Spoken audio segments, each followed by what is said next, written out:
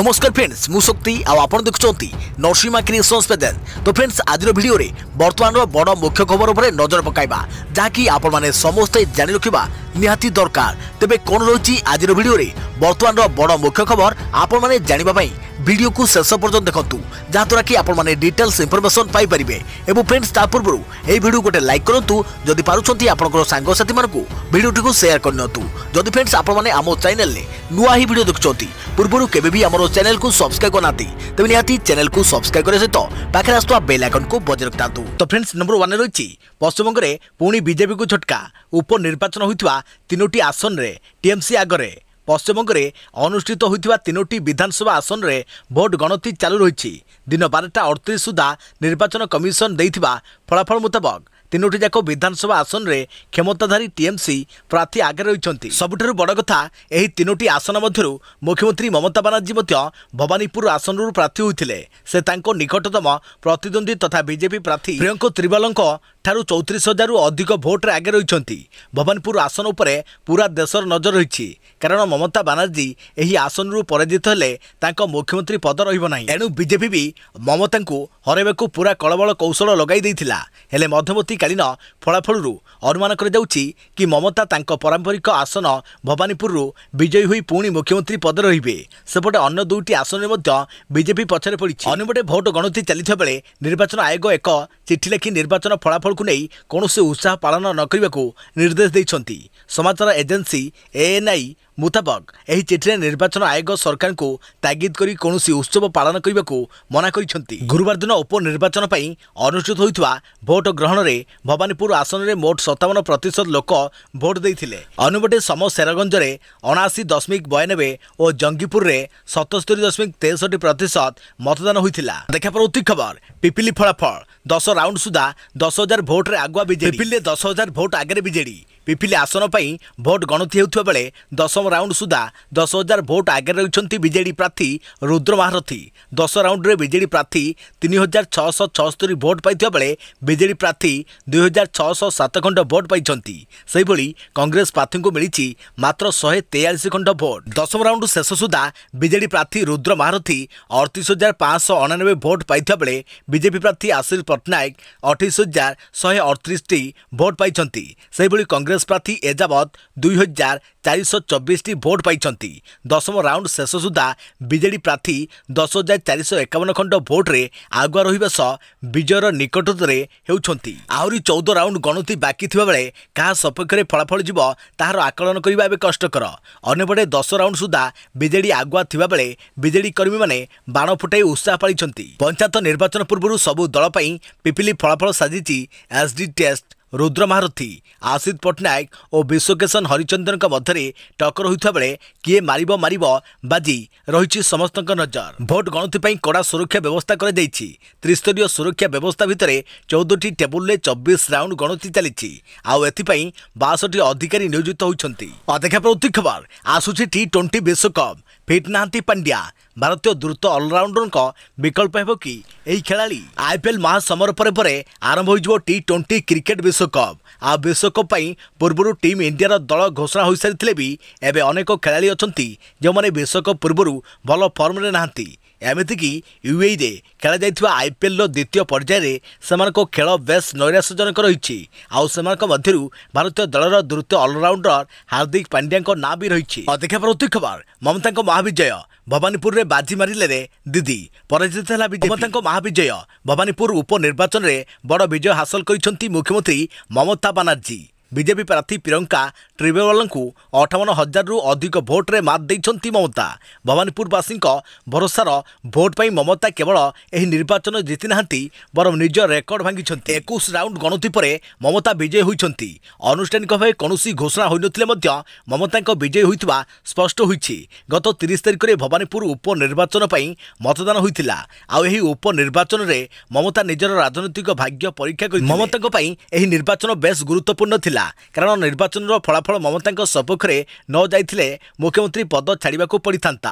कारण नियम अनुଯାयी कौन व्यक्ति विधानसभा सदस्य न थी जदि मुख्यमंत्री होइथांती तेबे तांकु 6 मास मध्य विधानसभा को निर्वाचित होगाकू पड़ता है नचेत मुख्यमंत्री पद छाड़ा पड़ता है। देखा पर खबर चाकरी समय मृत्यु हेले क्या मिल क्षतिपूरण राशि सरकार आनिले नुआ नियम चाकरी समय मृत्यु होगले कर्मचारी जड़े निर्दिष्ट व्यक्ति को ही क्षतिपूरण राशि मिल केंद्र सरकार यह संपर्कित नियम परिवर्तन करछंती केंद्र सरकार कर्तव्य रही जड़े कर्मचारी मृत्यु हेले या जड़ित एक नियम बड़ परिवर्तन करछंती नूतन नियम अनुଯାयी ड्यूटी थिबा समय मृत्यु हेले क्षतिपूरण केवल नोमिनी उल्लेख थिबा सदस्य को ही मिल अर्थात सरकारी कर्मचारी जनक जहां नोमिनी भाव उल्लेख करेंगे केवल सही सदस्य को ही क्षतिपूरण अर्थराशि मिल सूचना था कि बर्तमान पर्यंत यह मामलें नोमिनी उल्लेख करने को कौन बाध्य बाधकता नाला सेहीपरि जदि केंद्रीय कर्मचारी द्वारा क्या नोमिन रखा जाए तेरे क्षतिपूरण राशि परिवार समस्त सदस्यों मध्य समान भाव में बांधि दिज्व अर्थात यह क्षतिपूरण राशि एककालीन पाइबापी कौन सदस्य हकदार हेबे नहीं। सूचना था कि जे सरकारी कर्मचारी माने पेंशन पीएफ किंबा ग्रेजुएट्रे नोमिनी नाम उल्लेख करती किंतु ड्यूटी करुवा बेले मृत्यु हेले मिलवाक क्षतिपूरण नोमिनी को नाम उल्लेख कर बर्तमान सरकार एक सर्कुलर जारी करछंती एवं ए बाबद निर्देशनामा देछंती बर्तमान क्षतिपूरण बाबद कर्मचारी माने नोमिनी को नाम उल्लेख करेंगे यह माध्यम निष्पत्ति नि जदि कर्मचारी ड्यूटी थिबा बेले मृत्यु होता है तेबे परिवार केउ सदस्य को क्षतिपूरण राशि प्रदान कर सर्कुलर मामलें केवल परिवार सदस्य को विचार को क्षतिपूरण राशि परिवार व्यतीत कौन बाहर लोक विचार परिसर को नहीं। देखा पर खबर मझी समुद्र में चली ड्रग्स पार्टी अचानक जहाज उपर चढ़ाऊ कला एनसीबी बॉलीवुड अभिनेता पुओ सह 8 जन हेफाजत ड्रग्स पार्टी उपर एनसीबी चढ़ाऊ शनिवार विलंबित राति मुंबई गोवा जाउथवा 1000 ड्रग्स पार्टी होउथवा बेले यह उपर चढ़ाऊ करिछि नार्कोटिक्स कंट्रोल ब्यूरो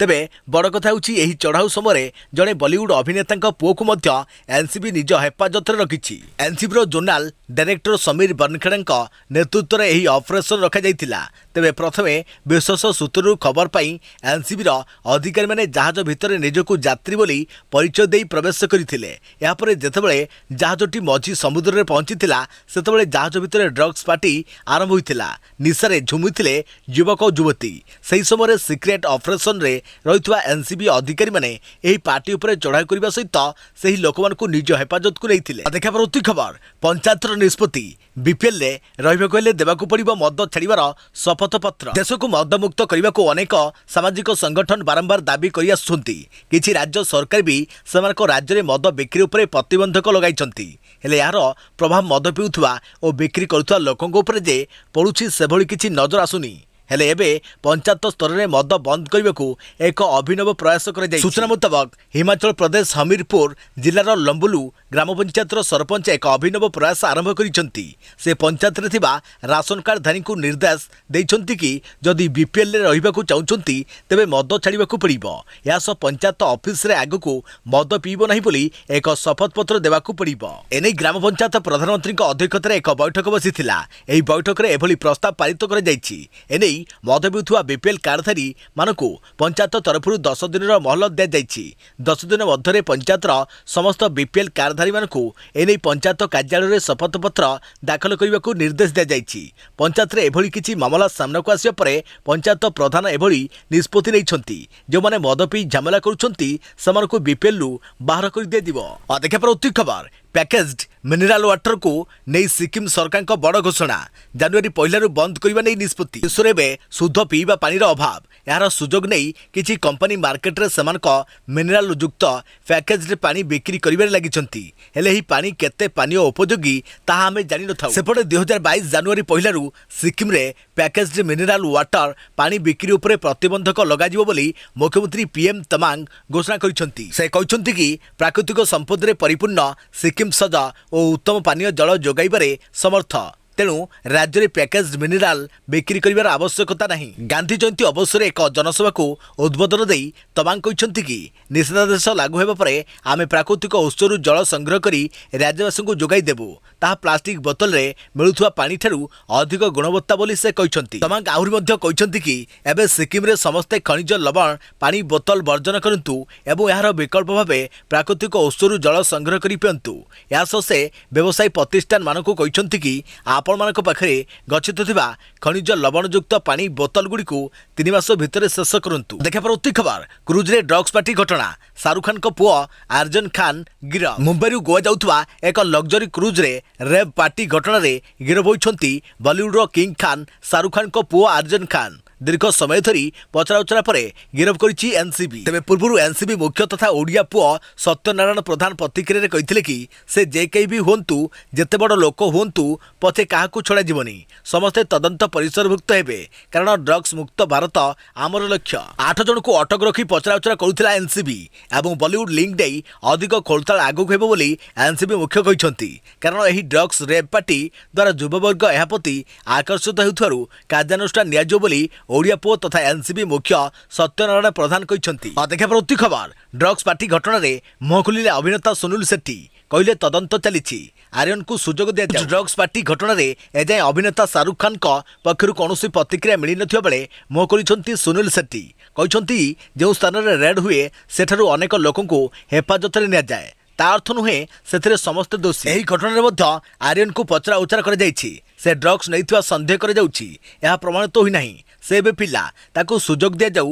ବଲିଉଡ ଇଣ୍ଡଷ୍ଟ୍ରିରେ ଯାହା କିଛି ବି ଘଟେ ତାକୁ ଗଣମାଧ୍ୟମ ଗୁରୁତ୍ୱର ଭାବେ ପରିବେଷଣ କରେ। ଆର୍ୟନ ଏବେ ନାବାଳକ, ଏତେ ଜେରା ଭିତରେ ସେ ଅଣନିଶ୍ୱାସୀ ହୋଇପଡ଼ୁଛି, ତାକୁ ନିଶ୍ୱାସ ଦେବାକୁ ଫୁରସତ ଦିଆଯାଉ। ନାବାଳକ ହିସାବରେ ତାର ଦାୟିତ୍ୱ ନେବା ଜରୁରୀ ବୋଲି ଏକ ସଭାରେ କହିଛନ୍ତି ସୁନୀଲ ସେଟ୍ଟି। ଦେଖିବା ପରବର୍ତ୍ତୀ ଖବର, ବିଧାୟକମାନଙ୍କୁ ମିଳିଲା ଶିକ୍ଷକ ବଦଳି କ୍ଷମତା, 10 ଜଣ ଶିକ୍ଷକଙ୍କ ବଦଳି ପାଇଁ ସୁପାରିଶ କରିପାରିବେ। ପ୍ରାଥମିକ ଓ ମାଧ୍ୟମିକ ଶିକ୍ଷକଙ୍କ ବଦଳି ନେଇ ରହିଥିବା କଟକଣାକୁ ରାଜ୍ୟ ସରକାର କୋହଳ କରିଛନ୍ତି। 2021-22 ଶିକ୍ଷାବର୍ଷ ପାଇଁ ଶିକ୍ଷକ ବଦଳି ପ୍ରକ୍ରିୟାରେ ବିଧାୟକମାନଙ୍କୁ ସାମିଲ କରାଯାଇଛି। ଜଣେ ବିଧାୟକ ଚାହିଁଲେ 10 ଜଣ ଶିକ୍ଷକ ଶିକ୍ଷୟିତ୍ରୀଙ୍କ ବଦଳି ପାଇଁ ସୁପାରିଶ କରିପାରିବେ। ତେବେ ଏଥିପାଇଁ କେତେକ ନିୟମ ପାଳନ କରିବାକୁ ପଡ଼ିବ। ପ୍ରଥମତଃ, ବଦଳି କେବଳ ସମ୍ପୃକ୍ତ ଜିଲ୍ଲା ଭିତରେ ହୋଇପାରିବ। ଜଣେ ଶିକ୍ଷକ ଚାହିଁଲେ ବି ବାହାର ଜିଲ୍ଲାକୁ ବଦଳି ହୋଇ ଯାଇପାରିବେ ନାହିଁ। ଏମିତିକି ଗ୍ରାମାଞ୍ଚଳରେ ଥିବା ଶିକ୍ଷକ ଶିକ୍ଷୟିତ୍ରୀଙ୍କୁ ସହରାଞ୍ଚଳ ବିଦ୍ୟାଳୟକୁ ବଦଳି ପାଇଁ ଅନୁମତି ଦିଆଯିବ ନାହିଁ। ନାମ ସୁପାରିଶ ସମୟରେ ଏହି ନିୟମକୁ କଡ଼ାକଡ଼ି ପାଳନ କରିବାକୁ କୁହାଯାଇଛି। ପ୍ରାଥମିକ ଏବଂ ମାଧ୍ୟମିକ ଶିକ୍ଷକଙ୍କ ବଦଳି ନେଇ ପୂର୍ବରୁ କଡ଼ା କଟକଣା ଥିଲା। ତେବେ ଚଳିତ ଶିକ୍ଷାବର୍ଷରେ ରାଜ୍ୟ ସରକାର ଏହି ନିୟମରେ ପରିବର୍ତ୍ତନ କରିଛନ୍ତି। ସେପ୍ଟେମ୍ବର 22ରେ ବିଦ୍ୟାଳୟ ଓ ଗଣଶିକ୍ଷା ବିଭାଗ ଉପସଚିବ ଲକ୍ଷ୍ମୀକାନ୍ତ ଆଚାର୍ଯ୍ୟ ଏନେଇ ପ୍ରାଥମିକ ଶିକ୍ଷା ନିର୍ଦ୍ଦେଶକଙ୍କୁ ଚିଠି ଲେଖିଛନ୍ତି, ଯେଉଁଥିରେ କୁହାଯାଇଛି ଯେ ବିଧାୟକମାନେ ନିଜ ତରଫରୁ 10 ଜଣ ଶିକ୍ଷକ ଶିକ୍ଷୟିତ୍ରୀଙ୍କ ବଦଳି ନେଇ ଜିଲ୍ଲାପାଳଙ୍କୁ ସୁପାରିଶ କରିପାରିବେ। ତେବେ ଏହି ସୁପାରିଶ ବେଳେ କେତେକ ନିର୍ଦ୍ଦିଷ୍ଟ ନିୟମ ମାନିବାକୁ ପଡ଼ିବ। ଯୁକ୍ତିସଙ୍ଗତ ଅଦଳବଦଳ ବା ରେସନାଲାଇଜେସନ ନିୟମକୁ ଏହି ସୁପାରିଶ ଉଲ୍ଲଂଘନ କରୁନଥିବା ଆବଶ୍ୟକ। ସେହିପରି ଯେଉଁ ଶିକ୍ଷକଙ୍କ ବଦଳି ଅତ୍ୟନ୍ତ ଜରୁରୀ ଥିବ ସେମାନଙ୍କ ପାଇଁ ବିଧାୟକମାନେ ସୁପାରିଶ କରିବା ଆବଶ୍ୟକ। ଏହି ନିୟମ କେବଳ ଚଳିତ ଶିକ୍ଷାବର୍ଷ ପାଇଁ ଲାଗୁ ହେବ ବୋଲି ଚିଠିରେ ଦର୍ଶାଯାଇଛି। ବିଦ୍ୟାଳୟ ଓ ଗଣଶିକ୍ଷା ମନ୍ତ୍ରୀ ସମୀର ରଞ୍ଜନ ଦାସ କହିଛନ୍ତି ଯେ କରୋନା ଭଳି ମହାମାରୀ ସମୟରେ ଆବଶ୍ୟକତା ଦୃଷ୍ଟିରୁ ଚଳିତ ବର୍ଷ ପାଇଁ ଏଭଳି ପଦକ୍ଷେପ ନିଆଯାଇଛି। ତେବେ ଶିକ୍ଷକ ଶିକ୍ଷୟିତ୍ରୀଙ୍କ ବଦଳି କେବଳ ଜିଲ୍ଲା ଭିତରେ ହିଁ ହୋଇପାରିବ। ଅଧିକାଂଶ ଶିକ୍ଷକ ଶିକ୍ଷୟିତ୍ରୀ ସହରାଞ୍ଚଳକୁ ଆସିବାକୁ ଆଗ୍ରହ ପ୍ରକାଶ କରିଥାନ୍ତି, ତାହାକୁ ନଜର ରଖି କଟକଣା ମଧ୍ୟ ଲଗାଯାଇଛି। ଦେଖିବା ପରବର୍ତ୍ତୀ ଖବର, କାହିଁକି ଅଲଗା ହେଲେ ସାମନ୍ଥା ଓ Naga Chaitanya, south film industry ପାଇଁ ଏକ ବଡ଼ ଝଟକା। ସାଉଥ ସୁପରଷ୍ଟାର ନାଗା ଚୈତନ୍ୟ ଓ ଅଭିନେତ୍ରୀ ସାମନ୍ଥା ପ୍ରଭୁଙ୍କ ବିବାହ ବନ୍ଧନରେ ଫାଟ ପଡ଼ିଛି। ଆପୋଷ ବୁଝାମଣାରେ ଉଭୟ ଛାଡ଼ପତ୍ର ଦେବାକୁ ନିଷ୍ପତ୍ତି ନେଇଛନ୍ତି। ଉଭୟ ସୁପରଷ୍ଟାର ନିଜ ଇନଷ୍ଟାଗ୍ରାମ ପେଜରେ ଏନେଇ ସେୟାର କରିଛନ୍ତି, ଯେଉଁଥିରେ ଛାଡ଼ପତ୍ର ସମ୍ପର୍କରେ ବିଧିବଦ୍ଧ ଭାବେ ଘୋଷଣା କରାଯାଇଛି। କିଛି ଦିନ ପୂର୍ବେ ଉଭୟ ଫ୍ୟାମିଲି କୋର୍ଟ ଯାଇଥିବା ବେଳେ ଓକିଲଙ୍କୁ ସାକ୍ଷାତ କରିଥିବା ବିଶ୍ୱସ୍ତ ସୂତ୍ରରୁ ଜଣାପଡ଼ିଛି। ଦୀର୍ଘ ସମୟ ଧରି ସେମାନଙ୍କ ସମ୍ପର୍କରେ ଭଟ୍ଟା ପଡ଼ିଥିବା ଖବର ସାମ୍ନାକୁ ଆସିଥିଲା। ସାଉଥ ସିନେମାର ପ୍ରିୟ ଦମ୍ପତି ସାମନ୍ଥା ଅକ୍ସିନେନି ଏବଂ ନାଗା ଚୈତନ୍ୟଙ୍କ ପ୍ରଶଂସକମାନେ ଏହି ଖବର ଶୁଣିବା ପରଠାରୁ ମର୍ମାହତ ରହିଥିଲେ। 2017ରେ ଉଭୟ ବିବାହ ବନ୍ଧନରେ ବାନ୍ଧି ହୋଇଥିଲେ। ମାତ୍ର 4 ବର୍ଷ ମଧ୍ୟରେ ହିଁ ସେମାନଙ୍କର ବିବାହ ବନ୍ଧନ ଶେଷ ହୋଇଯାଇଛି। ଦୁହେଁ ନିଜର ଇନଷ୍ଟାଗ୍ରାମ ପେଜରେ ଲେଖିଛନ୍ତି, ଅନେକ ଚିନ୍ତା କରିବା ପରେ ସ୍ୱାମୀ ସ୍ତ୍ରୀ ରୂପେ ସମ୍ପର୍କ ଶେଷ କରିବାକୁ ନିଷ୍ପତ୍ତି ନେଉଛୁ। ଦେଖିବା ପରବର୍ତ୍ତୀ ଖବର, ଭିଜାଇବ କାଳବୈଶାଖୀ ବର୍ଷା, ଆଜି 14 ଜିଲ୍ଲାକୁ ୟେଲୋ ୱାର୍ଣ୍ଣିଂ। ଅପସାରିତ ହେବ ଦକ୍ଷିଣ ପଶ୍ଚିମ ମୌସୁମୀ ବାୟୁ। ଉତ୍ତର ପଶ୍ଚିମ ଦିଗ ପଟୁ ଏହି ପ୍ରକ୍ରିୟା ଆରମ୍ଭ ହେବା ସମ୍ଭାବନା ରହିଥିବା ବେଳେ ଆସନ୍ତା 6ରୁ 20 ତାରିଖ ଯାଏଁ ଏହା ଜାରି ରହିବା ନେଇ ପାଣିପାଗ ବିଭାଗର ବିଭିନ୍ନ ମଡେଲରୁ ପ୍ରକାଶ ପାଇଛି। ରାଜସ୍ଥାନ ଦେଇ ମୌସୁମୀ ବାୟୁ ଚଳିତ ବର୍ଷ ବିଦାୟ ନେବ, ହେଲେ ତା ପୂର୍ବରୁ ଓଡ଼ିଶାକୁ ଭିଜାଇବ କାଳବୈଶାଖୀ ବର୍ଷା। ବାୟୁମଣ୍ଡଳରେ ଲମ୍ବିଥିବା ନିମ୍ନ ଚାପରେଖା ପ୍ରଭାବରେ ଆଜି ଓ ଆସନ୍ତାକାଲି ରାଜ୍ୟର ଏକାଧିକ ଜିଲ୍ଲାରେ ବିଜୁଳି ଘଡ଼ଘଡ଼ି ସହ ପ୍ରବଳ ବର୍ଷା ସମ୍ଭାବନା ରହିଥିବା ଆଞ୍ଚଳିକ ପାଣିପାଗ ନିର୍ଦ୍ଦେଶକ HR ବିଶ୍ୱାସ କହିଛନ୍ତି। ମାଲକାନଗିରି, କୋରାପୁଟ, ନବରଙ୍ଗପୁର, ରାୟଗଡ଼ା, କନ୍ଧମାଳ, ନୟାଗଡ଼, କଟକ, ଅନୁଗୁଳ, ଢେଙ୍କାନାଳ, କେନ୍ଦୁଝର, ମୟୂରଭଞ୍ଜ, बालेश्वर भद्रक और जाजपुर जिला को कालबैशाखी नहीं सतर्क सूचना जारी कर आंचलिक पाणीपाग केन्द्र पक्षर येलो वार्निंग जारी होता बेले बाकी जिलागुड़िक स्थाने स्थाने हालकारु मध्यम धरण वर्षा होपरे बोली पाणीपाग केन्द्र सतर्क कराई। सूचना था कि बर्तमान उत्तर पश्चिम भारत मौसुमी प्रत्यावर्तन पर अनुकूल परिवेश सृष्टि होती। 6 अक्टोबर आड़ को उत्तर पश्चिम भारत मौसुमी प्रत्यावर्तन प्रक्रिया आरंभ हो। देखा प्रति खबर जुक्त 2 रे लागू है नुआ परीक्षा नीति। उच्च माध्यमिक शिक्षा परिषद परीक्षा संस्कार नीति में बाजिला सरकार मोहर। कोरोना नुआ पद्धति हेब जुक्त 2 परीक्षा 2 वर्ष मध्य 6टी इंटरनाल और 2टी आनुआल परीक्षा हेब। 3 मासरू थरे हेबाकु 20 मार्क विशिष्ट इंटरनाल परीक्षा गुड़िक किपरि प्रश्न आसिब स्पष्ट कर 6टी 1 मार्क विशिष्ट प्रश्न अति संक्षिप्त प्रश्न आसिब। सेहिपरि 2 मार्क विशिष्ट संक्षिप्त प्रश्न 4टी रहिब जेउथुरु परीक्षार्थी 3टीर उत्तर देबे। 4 मार्क विशिष्ट 3टी प्रश्नरू 2टीर उत्तर रखिबे परीक्षार्थी। प्रश्न पढ़ी बुझिबा लागि अतिरिक्त 5 मिनिट समय दिया। मोट 45 मिनिट रे परीक्षा हेब। एही पद्धति रे परीक्षा करने को कॉलेज गुड़ी को निर्देश रही। यह प्रथम वर्षर आनुआल परीक्षा मध्य कॉलेज स्तर रे हेब। सीएचएससी केवल जुक्त 2 बोर्ड परीक्षा परिचालना करिब। कॉलेज स्तर रे हेउथुवा परीक्षा फल ऑनलाइन जरिया रे सीएचएससी को पठाजिब। कॉलेज यह रेकर्ड भाव रखिबे। भविष्य में महामारी नहीं परीक्षा बातिल हेले एसबू परीक्षा आधार मार्क दिज्व। प्रथम वर्षर कोर्स द्वितीय वर्ष आसब ना।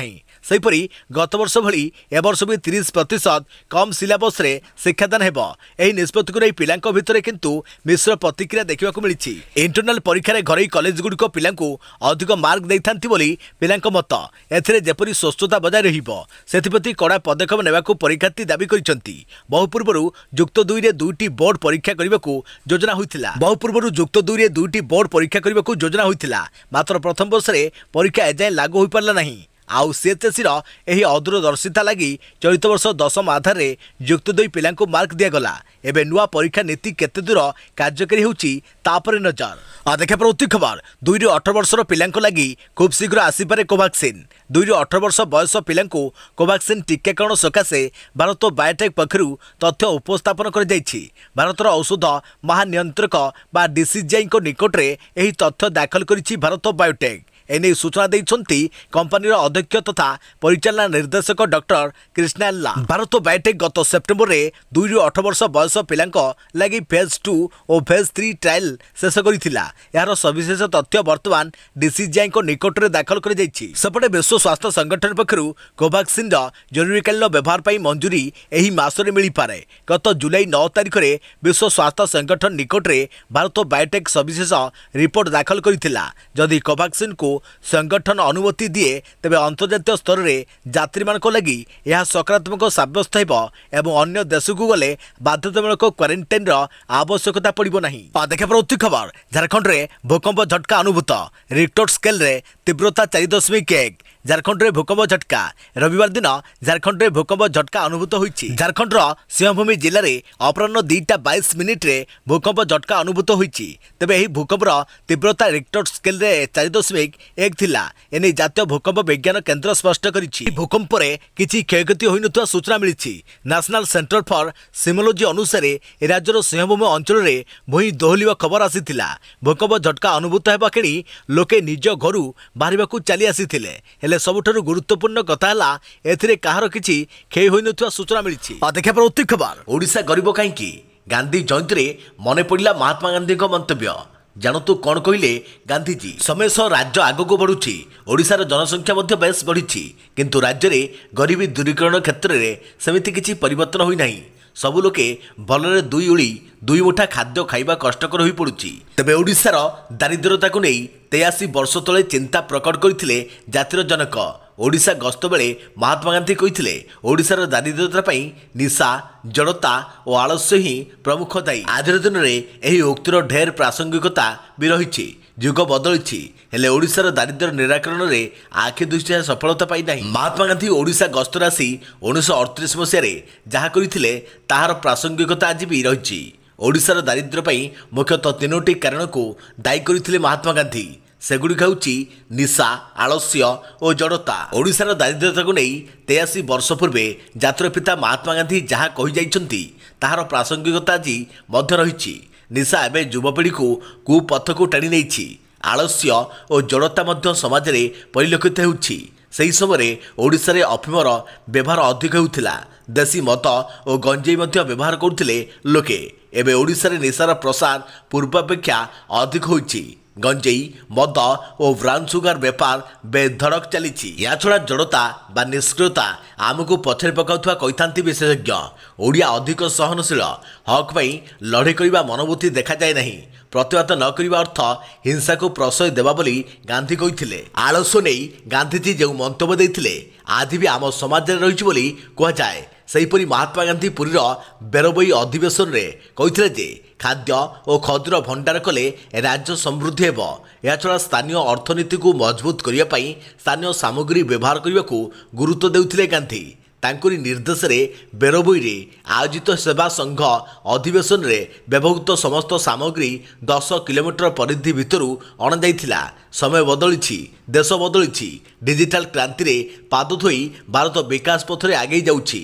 ହେଲେ ଗାନ୍ଧୀଙ୍କ ବିଚାର ଦେଶକୁ ସମୃଦ୍ଧ ଓ ସ୍ୱାବଲମ୍ବୀ କରିବାରେ ମୌଳିକ ଉପାୟ ହୋଇ ରହିଯାଇଛି। ଏଥିରେ କୌଣସି ସନ୍ଦେହ ନାହିଁ।